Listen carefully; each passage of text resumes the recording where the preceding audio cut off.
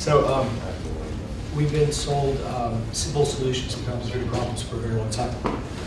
Our industry started out from the industry of the problem of security system for as long as people that we exchanged goods or commerce or anything else, right? Our industry came out of the antivirus industry, which was about disposable razor blades. It was about selling you a piece of software on a subscription basis that was going to fix a problem.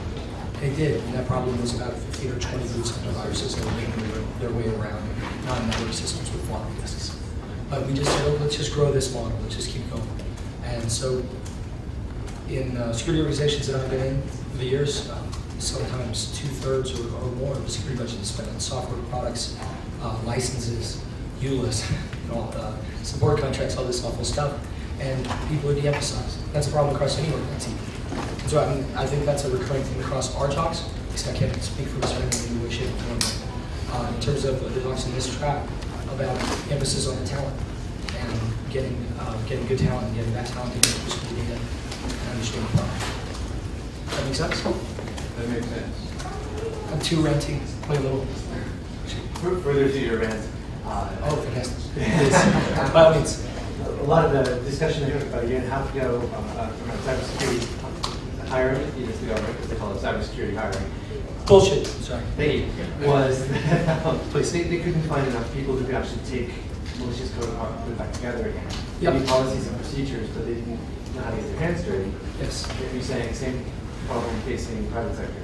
Yeah, absolutely, absolutely. I mean, I think that it's a little more solvable in private sector. I mean, in dealing with federal agencies, of course, it's like this is a GS10 position, this is the pay band that we can do, and things like that. So, in the private sector, it's a little more fluid. You can say we need this, we need for example, a malware reverse engineer really badly on our team, and we're just going to recruit till we find that talent, right?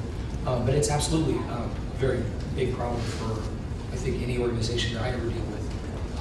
Probably the number one thing we all come out here to do is hire, recruit, hand out business cards. And so we're always looking for talent. So I think the other piece of that on the defensive picture is to emphasize the importance of that talent. And that that's not going to go away for a long time. Does that make sense?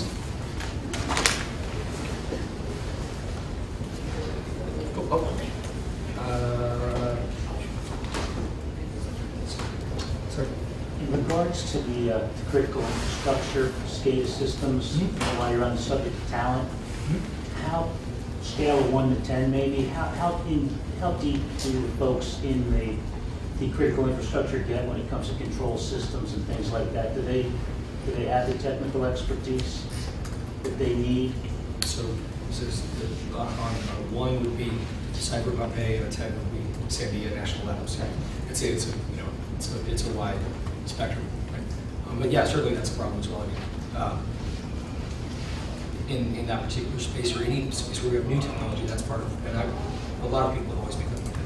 We in the security industry, we get in front of new technology before it gets in front of us. Right? So yeah, I think smart grid and control systems, that's kind of where we're at right now. We're trying to make it. When you start to pass regulation or legislation and put fines in place, is it I think regulation and compliance is absolutely the most helpful thing you can do for security. It's fantastic. Yeah, completely kidding. Please continue. Fair. I mean, I know those things do help. They do help. They help in a punitive way. It's basically about setting a bar this level, And Marcus Cabrera has fantastic, one of my favorite lines in the world. Compliance is, by definition, the least you can do. It's like giving yourself a pat on the back for getting a D. So it's good we have that. It's unfortunate that most people don't aspire to excellence in what they do, right?